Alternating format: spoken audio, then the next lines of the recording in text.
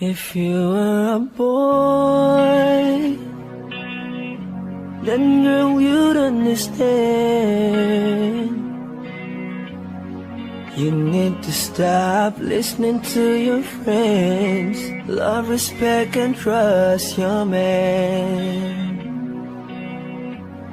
If you were a boy, then girl you'd understand. You need to stop listening to your friends. Love, respect, and trust your man.